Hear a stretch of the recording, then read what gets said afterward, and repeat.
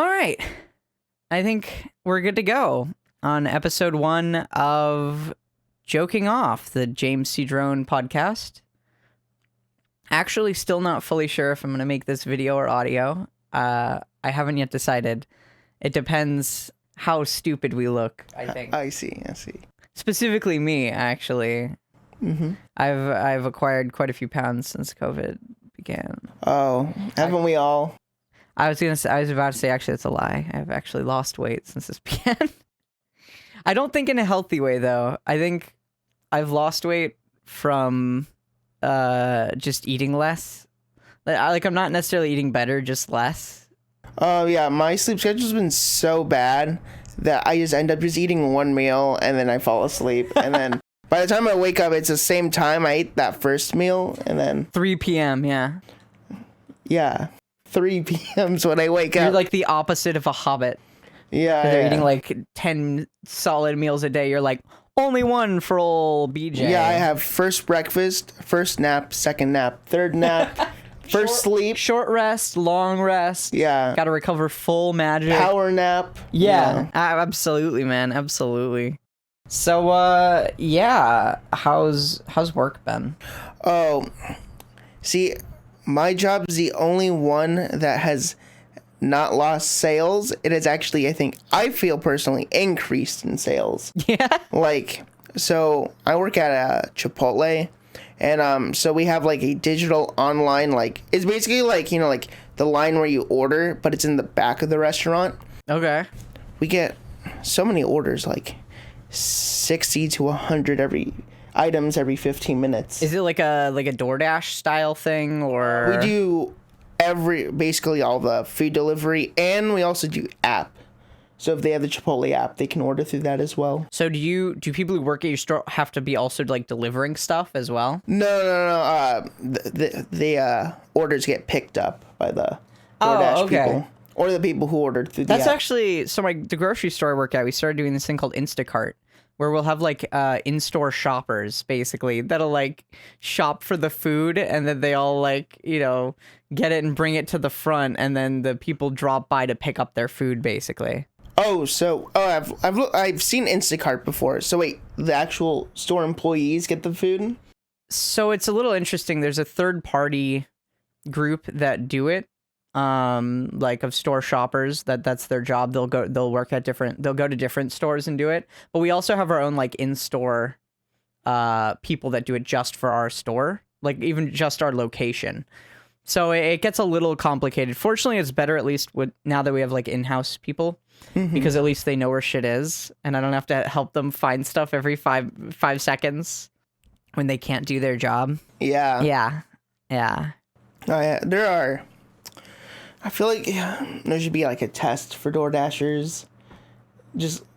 Like a basic competency test? Yeah. Yeah, that'd be nice. Like most professions. The amount of DoorDashers who grab the wrong order. So let's just say... Is that really that big of a thing? So let's just say... So you would think like someone would mistake like Jacob B for like Jacob L. That's understandable, at least. But when their name's like... Yeah, I was looking for Xavier. I grabbed Jacob by mistake. I kind of go... Why?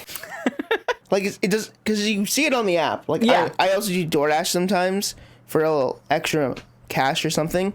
But it all it on the phone too. I don't know how they're confusing it. Does DoorDash just need to hire less dyslexic people, do you think? Is that what it is? Are they just all dyslexic? I don't know. I know it said Bill, but I read it as Zanzibar, and man, stupid, that kind of shit. Can make that mistake. Fucking happens to me never, actually. Yeah, I don't think I've ever accidentally grabbed someone else's thing if it wasn't my name. Well, no, usually they call out your name, or they'll at least have the receipt stapled to the bag, and that'll have the name on it, and then you look at it, and then you say, oh, this is the right one and the right person. I should get this. Even if they didn't know the name, it has the food inside the bag on it too, so you could check it that way. Yeah, the list of. Okay, yeah, no, I've seen that. I've ordered from DoorDash a couple times. Yeah, I know exactly what you're talking about. It's not that hard. But yeah, Chipotle's been so slammed. It's so busy. I've worked at the the digital, I'll like clear the line. I'll go like wash my hands and get new gloves. Come back and there's like 10 more orders, and I'm like, Jesus, really? and I'm like, all right. That sounds like a nightmare, man. Oh yeah. I'm sorry. So, in this podcast, I was actually kind of hoping that maybe we could start the bulk of the conversation where we started or where we met each other. Okay. And maybe like start from the beginning of our story to the middle to the end. The end being now, not the end being death. Are you never talking to me again after this podcast? Yeah, no, That's probably a we're good through idea. after this. All right. I know you too intimately now in your Chipotle stories. You know all my dark secrets. We can never be friends on the same level ever again. No, so I met you though through improv. Yeah, at a place. I feel like it's fine to say the name of it because let's be honest, improv doesn't even exist anymore. I don't know. But it was a little place called Blacktop Comedy. Mm-hmm. And for anybody who's in the general Sacramento-ish, Rockland-ish area, you should go check it out if they've reopened, if this COVID fucking nightmare has ended. But the guy who owns it's name's Paul, and he's super cool. But yeah, so what even got you into that, like doing improv? Like what got you to that point in your life where you're like, hey, I'm gonna go do improv, man? Because that's not just like a thing you fucking do one day. I feel like that's like steps in your life lead up to that moment. Well, I would say growing up, I wasn't very outgoing at all. It's very interesting. Really? Yeah, you met me like when I was completely an outgoing person. No, I couldn't even. If a waiter came up to me, I wouldn't talk at all. Fucking wow. The only people I would talk to are like my friends I'd know for like 2 or 3 plus years at that time. Holy shit, dude! That's like a complete character shift for me from the you I know. Closed off. So and then like my parents always made me do extracurriculars, whether it be sports or other activities. Oh yeah. So my dad said, hey, this comedy place opened up. So we went there and I like watched the show. I'm like, hey, that's pretty cool. And my dad's like, hey, you should do it. And I'm like, well, I'm too shy to do it. He's like, well, you're doing it anyway. And I'm like, all right. And so, yeah. How old were you? Were you like, what, 16, 17? Yeah, I was He's like, freshman or sophomore. Like, I'm not a legal adult, so I guess so. So wait, was Blacktop the first place you did improv at? Or was there... Yes. Did you say you were a freshman? Yeah. When I first started. Holy shit. Oh, yeah, or a sophomore, yeah. Was that fucking like 4 years ago? 5 years ago. That we did that? Mm-hmm. Well, you must have started before me then. I thought we started right around the same time. No, you're a year older, so you... No, I mean when we did Blacktop, because I remember doing that right out of high school, and that was about 2016, and so that was like 4 years ago, I think, from this summer. Was it 5 for you, though? Because if so, then you were doing it for like a year before me. Yeah, I think I was doing it for a while, and then you came in. I know you were doing it before me, and then you came back. Okay, so, well, the thing was, because they were actually... Because they had a different location. They had a different location. Never went there. Yeah, so I didn't do like the formal like get together every Wednesday, Thursday, whatever at the time. I actually just came in. They had like a summer improv class, and my parents were like, I was in like theater, and they're like, you're a rambunctious youth. You should check it out. And it was also kind of one of those like, we want you to, you don't really have a choice, just do it. And so I got into it, and I'm trying to remember. I think the woman who ran the class, I think her name was like Betsaida. It was like one of those names where you're like, is that a human name? And then you realize it is, and you're like, oh, that's pretty cool. But yeah, it was just like 5 or 8 people, I feel like, in the class. Maybe it was like 12, but it wasn't too many. And so, yeah, at their old, I wonder actually, because after that class, they had us all like write signatures up on the wall in like permanent marker. And I wonder if those are still there, or if somebody like painted over them when the place was probably bought by someone else. I don't know. That's just a curious thought. My name might be out there in the world somewhere. That's fun. Oh, yeah. Yeah, but so that got me into it initially. And then a couple years later, my parents were like, hey, or maybe a year later, because I think I was in junior year, like summer of my junior year, maybe even sophomore. But that helped to like bring me out of my shell a little bit, because I was also like a very introverted person. I was not good with people. Like I was like a total social outcast. But that helped to really start to bring me out of my shell. That and like high school theater. And then after that, obviously, I got into it later after high school. I was just kind of looking for something to like fill the summer. And I was like, what is there? And then I encountered Blacktop comedy. And my parents were like, yeah, there's this thing. I was like, oh, yeah, I'll check it out. I was much more eager that time now that I knew it and I wasn't as afraid of improv. Because would you say improv is somewhat frightening going in? Well, as someone who used to have a stutter, yes. Holy shit, really? Yeah, I had a stutter, Did you have, like, speech therapy for that? Yeah. Oh, okay. I know, you wouldn't believe it. He's talking to me now, but yeah. Bryson? I don't know what to do. It was kind of like that. So sometimes my stutter will come out, but I'll, like, pause, take a breath, and continue. So I just automatically catch it now. I don't stutter, but I get like I don't know if you've ever listened to like Dan Harmon speak. He's the writer of like Rick and Morty and Community. But when I get the same thing when I get like impassioned or frantic, where like I'll like stumble over my sentence in this flurry of excitement. Like I did this fucking and that shit, and oh my god, and you've got to be joking me. This is that and it's just like it's this. It's stumbling over my words of sort of anxiety and passion and excitement, I think. But no, like I know having a speech impediment can be super frustrating growing up. It was very annoying. Yeah, but that's probably one of the reasons why I didn't talk. It was because it would take me like twice as long to get what I was trying to convey. Oh, really? It was that bad, huh? Oh yeah, I was sent to a special class in elementary school for it. Wow. So when did you finally... Did improv like help you break through that shell, or had you already kind of started to do that before then, or did that not come till like a year later? What? I would say it's typically gradual, I know, but so I was kind of out of that shell at improv because of like sports. I'd have to talk to new people, so I would say I was like 80% out of my shell, but improv kind of just cracked the rest of it out. Yeah, and just made me more confident and all that. Yeah, I feel like, what would you say for anybody listening who might... Okay, well, for anyone who doesn't know about improv comedy, basically it's non-scripted. It's not necessarily comedy, but it's non-scripted scene work. So you and typically a partner, but it can be more people than that, will like make a scene together just through back and forth dialogue with sometimes like a prompt. Or like a game with certain rules. Yeah, or like a more structured kind of improvised game. But I would say it's like a funnel that directs all the energy into one place. That's a really good way to put it. Yeah, but yeah, and so I forget what I was going to ask now.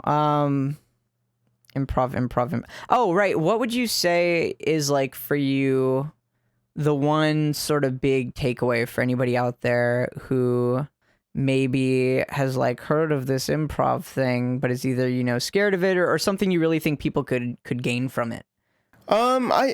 If anything. I've always been a big believer of just throwing myself into the deep end, you know?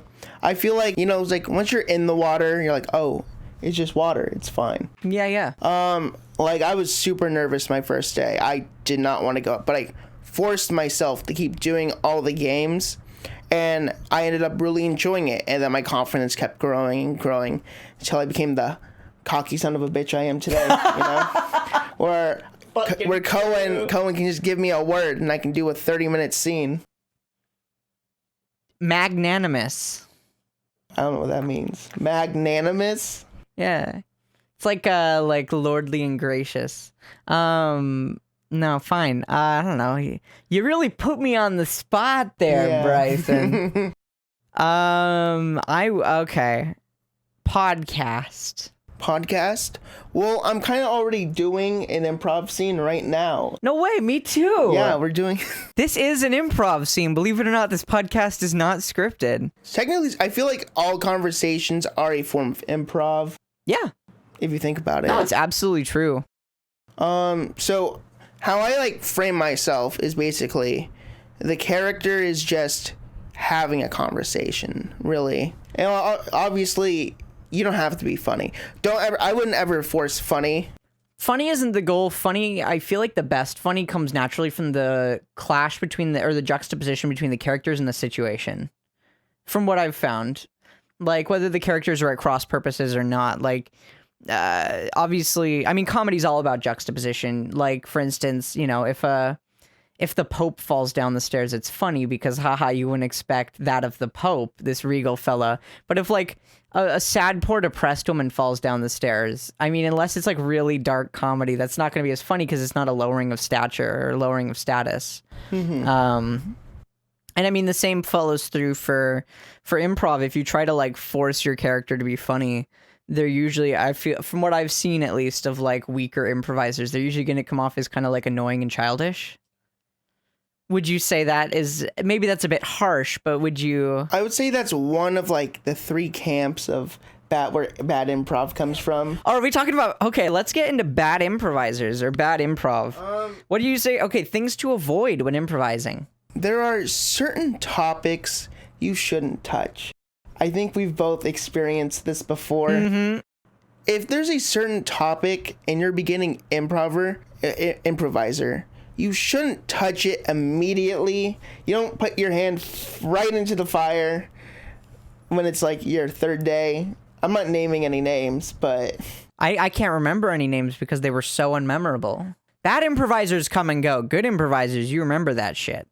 I would say in trying to force a joke, like constantly saying like trying to involve sex or like awkward stuff. Like that can be funny, but if you just constantly make that the same running joke throughout the entire scene, the audience will be like, "Oh, he said penis again." Yeah, I mean, well, in that regard, in terms of overusing something immature too much, I know my drama teacher in high school taught me that it's basically the rule of 3 or 23. Where you say something 3 times, right? You have setups and payoff, perfect. You know, 3 times, perfect times to use a joke. Or I think what's his name? Seth Rogen? Is that the guy, Family Guy guy? Seth MacFarlane. Is Seth Rogen the podcast Seth Rogen's guy? No, that's Joe Rogan. No, Joe Rogan's There's too many fucking names out there. Seth MacFarlane is who I was thinking of. He works with James Franco a lot. Oh, that asshole. Yeah, okay. No, but Seth MacFarlane, I think, does this a lot, where he'll just hammer a joke into the ground to the point where it's like, haha, it's funny, and then it's not funny, and then it kind of comes back around because you've been so worn down to being funny. That's actually a lot of my humor in my streams. It's just like, this is really not funny, but after 3 hours of not funny, you're fucking dying of laughter because your bar is set so low. But yeah, so the rule of 3 or 23. So you either like, but the thing is, the comedy has to be at least somewhat intelligent. Like it can be, do you ever see the movie Airplane? Yeah. It's something that movie does really well, where it's the stupidest premises for comedy, but it's delivered really intelligently. Just fucking stupid shit, but it makes you laugh because it's really clever in how they sort of present it. That movie's hilarious, by the way. Go watch it if you haven't. I think it's on Netflix, but I believe Airplane is. Yeah, I think so. Yeah. Please sponsor our podcast, Netflix. Netflix, sponsor our podcast. It's his podcast, not ours. Also, the Zucker brothers, creators of Airplane. If you're still alive and watching this podcast, sponsor us. I will shill for your movies, even though you don't make them anymore, which is sad. Are they like movies anymore? No, they don't. They were mostly in the 80s. They did Airplane, Kentucky Fried Movie, Naked Gun, and Naked Gun 2. And Naked Airplane Gun 32 and a half. Airplane 2, which actually, I saw, it wasn't bad. It was fine. It didn't make me laugh as hard as the first did, because I think I was a little more ready for it. But there were still a few moments where I was like, I gave me a good chuckle. And then they also did, I actually have it over there, a movie called Top Secret, which is very funny. Oh, I see it over there. Yeah, it's a pretty good one. Not quite laugh out loud as hard as Airplane, but not bad either. But yeah, anyway, so we're talking about comedy and bad improv and the final group. Inserting inappropriate comedy where it either doesn't belong. Like, it's all about context. Improv is all about understanding I think the context and the tone is really important too, of like your scene that you're in, and not just shitting on your partner for an easy laugh. Unless you and your partner have established that beforehand as like a character. Like with me and like Jason, we could just bounce off each other. Oh yeah. We knew each other's. See, okay, that goes into the third group. Chemistry too is important. But... but that goes into the third group. Wait, what was the second group? There was inappropriate jokes. No, it was like inappropriate topics, being really forcing jokes. Okay. And then the third group that I think is people who don't know the limits of their partner or the audience. Like, you can tell that's the hardest, I would say, to actually get good at. Like, sometimes you can genuinely try, but like your partner isn't up to snuff. If like your partner's visibly uncomfortable, you should know in terms of like conversation topics and stuff. What's happening on stage, or like the audience is like grimacing. You should know to dial it back. Understanding your partner or your audience. Next scene, real quick, just get the cane and pull him off the stage. Yeah. I feel like those are the three biggest mistakes people make. Yeah. And I think in line with that third one, apart from just like not understanding or not sort of being not reading the room, going in with that kind of idea of not being able to read your partner and read the audience's like reaction to you. They don't want you touching them. Oh yeah. Like physical boundaries should always be established before a scene. Like with you, it'd be like you're fine with it. Yeah, I don't care. But I remember when I first started. Yeah. This. Especially when you first start, it gets weird. When I first started, it was very weird.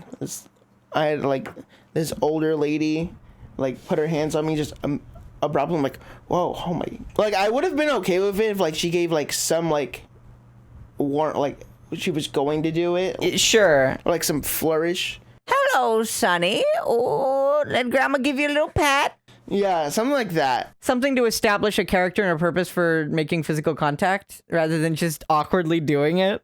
Oh, yeah. Oh, absolutely. Yeah. But, yeah, I agree with that too. Like, understanding physical boundaries is super important.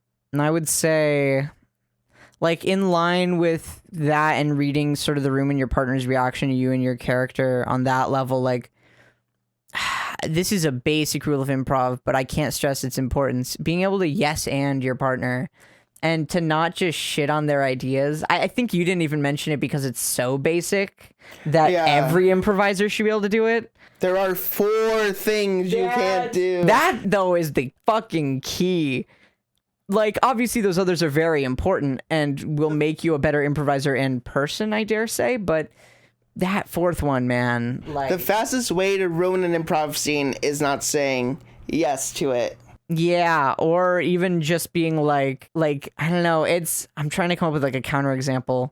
Like, okay, hey James, look, this door. The dinosaurs are outside this door. You want to go? There's no door there. And scene. Yeah. I just killed that scene faster than you could. Not only did I not say yes to your idea, thereby shutting you down and making you feel like a piece of shit. You showed the audience there wasn't a door. And I also didn't provide any idea of my own to maybe further the scene in a different direction. And that's even a dick move, like controlling a scene. And it's never a good idea either to have like a preconceived notion of what the scene's going to be in your... Like, you don't want to construct something. No, that's a locked door. You can't get in there. Yeah. That's another way of killing it. Yeah. So I'm like, oh, do you have the key? No. Being an improviser and being a dungeon master are actually very similar. They are the same career path. They're almost exactly the same. Like, to be a good dungeon master, you can't be like, no, that door's locked, you can't go through it. My mom's making broccoli, by the way. Sorry, it smells so bad. I just wanted to bring that up because it smells awful in here right now because my mom is making broccoli. You don't like broccoli? I don't like how it smells. I think it in and of itself is inoffensively bland. I just don't think there's anything about it that appealing. I like the herby earthy smell it gives off. Personally, I don't. I think it smells like piss. That's asparagus. It smells like strong piss. Your piss smells like broccoli? Not mine. Like when you go into like a public stall after like a couple days and someone's just like left their piss in the bowl. Like it's like a stall that's not used often and they just didn't flush and it just like smells all rank and nasty. That's that kind of smell. You haven't had that experience, I take it. No, it just doesn't smell like broccoli to me. Well, all right then. I guess either I'm fucking weird or people are just different. Wow, what do you know? But yeah, no. So yeah, broccoli. We were talking about broccoli. We were talking about improv, and then we were talking about broccoli. I don't wanna know but your broccoli idea though. Let's build Broccoli. broccoli. Fortunately, this isn't an improv scene, so we can actually like keep different topics moving, and it doesn't slow to a crawl as soon as somebody runs out of ideas. That's true. That is true. I think for someone running an improv show, it is important to know when to call a scene. Oh yeah, like it can feel bad to step on somebody's ideas, but it's ultimately a good thing to stop a train wreck than to just let it careen down a bad path. The greatest scene of it went on too long was when I was in an improv scene dying from suffocating on pickles.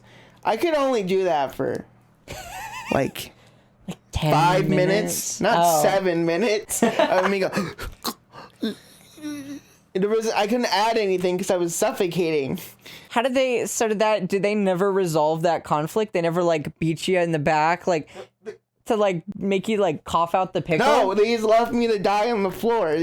My partner just stared at me, and I looked at her with fleeting eyes, like, please do something. Okay. And she just watched me To die. be honest, if that happened though for like 10 minutes flat, and that was the only thing that happened, I think that fits in line for me personally with the comedy rule where it's funny at first because haha he's dying, and then it's really not funny for a while. It's like, this is sad and awkward, and then it's like they're still not doing anything to help you, and you're still not dead, and you're becoming more and more pathetic and like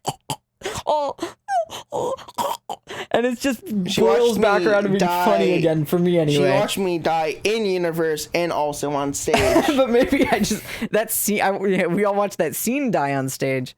I don't think I was actually there to see that, unfortunately, but that sounds absolutely hilarious. Yeah, I guess one final note, I think we could probably move on from the improv topic, but one final note out there for anyone who's looking to get into improv is something I mentioned earlier, which is tone, which is that you can, I think the reason most people go for comedy and improv is because it's the easiest thing to do. Yeah, you looked right at me. It's easier. No, that's not a jab at you. I'm looking at you for more affirmation to see what you think. I think it's easier ultimately to make someone laugh than to make someone cry. Mm-hmm. And I think that creating